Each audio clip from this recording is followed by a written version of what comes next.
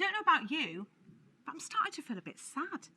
This is our last video on this course, but that can only mean one really positive thing. We've reached the S of sales for summarise and close. And we've got to be able to close in order to sell. Back in the day, in the early 1990s, I couldn't close a door, let alone a sale. Why? Because of fear. Fear of rejection. I used to panic. I could do all the rest of the sales structure, but when it came to closing, I panicked. So, what can we do? Well, it's pretty simple. We must find 3 or 4 closes that we feel really comfortable with, and then do what I did back in about 1991. I stood in front of my mirror at home and I just practiced them. I found closes that I felt comfortable with, that didn't make my toes curl, and I just practiced and practiced. Practice for about 45 days until you can close with ease and in your sleep. There are literally over 150 different types of closes. Closes for people with blonde hair, closes for people with brown hair.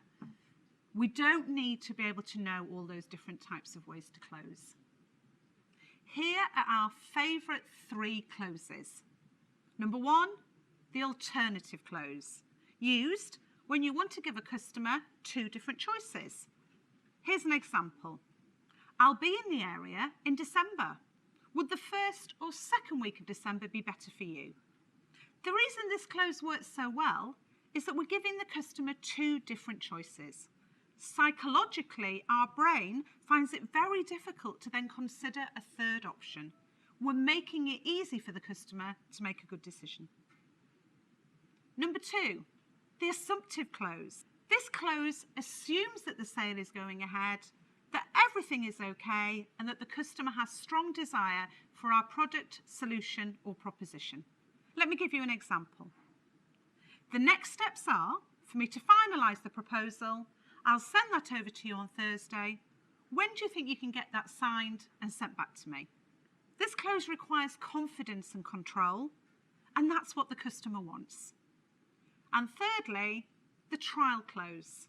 How does that sound to you?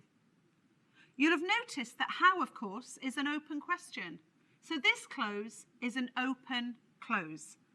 And that's where its power comes from. It allows the customer to give you some information without feeling like they're being really pushed into something. So, create some closes of your own that you feel super comfortable with. Get in front of that mirror and practice them.